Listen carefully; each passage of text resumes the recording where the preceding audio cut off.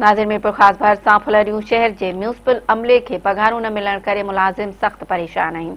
उन हवाले सां ॾिसो था तालिब शर जी रिपोर्ट। नाज़रीन, हिन वक्त असां मौजूद आहियूं फुलरियूं शहर में, जंहिंजी आबादी 30,000 खां मथे आहे, पर बलदियाती निज़ाम जीअं ही ख़त्म थियो आहे त हिन शहर में साफ़ सुथराई वारो माहौल भी ख़त्म थी चुको आहे। हितां जा जेको सेक्रेटरी या लोकल गवर्नमेंट सां वास्तो रखंदड़ आहिनि, उन्हनि सफ़ाई के अमले के न पघारूं जारी करे सघिया आहिनि, न ही हिन वक्त ताईं शहर में का सफ़ाई थी रही है। उन हवाले से असां ॻाल्हाईंदासीं हितां जे रिवायतुनि सां त हुननि जो छा चवणु आहे। तलान जी कंडीशन तव्हांखे ॾेखारियूं पिया, ही तलान जी कंडीशन आहे जेको हींअर, ऐं ॿियो तव्हांखे हिते वाटर सप्लाई जो पाणी खां सवाइ हिते फिल्टर प्लांट जो तव्हांखे ॿुधायूं था, उन जी बि इहा साॻी सूरत लॻी पई आहे।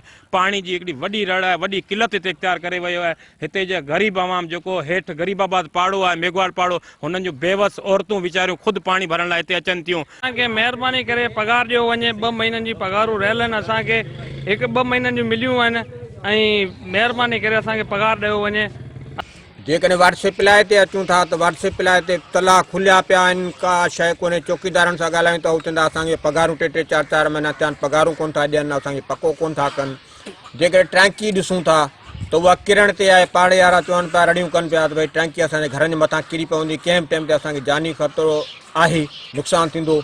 असां घर आहियूं न आहियूं, टैंकी ओचितो को सिरोटो करे कंहिं ॿार जे मथां पना चापड़ मथां किरनि पिया, चापड़ को किरियो, ॿार मरी पियो, त उनजो ज़िम्मेवार केरु आहे? असांजो मेजर मसलो फुलरिया सफ़ाई जो आहे।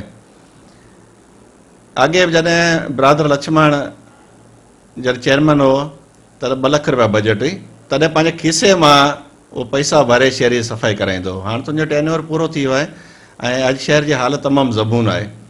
स्वीपर्स खे पघारूं कोन थियूं मिलनि ऐं आए ॾींहुं हिननि जी स्ट्राइक हले पई ऐं गंदगी जा ढेर थी पिया आहिनि। तव्हां हिकिड़ो सर्वे करे ॾिसो, फुलाड़ी जो रौनकूं ॾिसो था त तव्हां पाण मञींदो त फुलाड़ी जो राइट आहे। महिरबानी। 12 महीना थिया असांजो पघार कोन ॾिना ऐं असांखे नौकरियुनि मां लाहे छॾिया। 11 नौकरियूं हुयूं, हुन मां हाणे हिकिड़ो माण्हू 2-2 नौकरियूं कनि, हुननि खे बि पघार कोन था ॾियनि। पोइ असीं ग़रीब माण्हू वञूं त वञूं केॾा? ज़रूरत उन ॻाल्हि जी आहे त हितां जे शहरनि जे जेके मसाला आहिनि, सफ़ाई या जेको ही गंदो पानी आहे वाटर सप्लाई में जेको क़ाबिल न पीअण जोॻो आहे, उन जी बि सफ़ाई कराए सुठो साफ़ पाणी मुहैया कयो वञे। तव्हां हितां जे शहरनि जा बि वीचार ॿुधा, उन्हनि जो बि इहो ई चवणु आहे त जीअं बलदियाती निज़ाम ख़त्म थियो आहे त शहर में साफ़ सुथराईअ जो माहौल बि ख़त्म थी वियो आहे ऐं हितां जे मुलाज़िमनि खे जेके सफ़ाई कंदड़ अमलो आहे उनखे पघारूं जारी न थी सघियूं आहिनि। तालिब शर, मेहरान TV, मीरपुर ख़ास।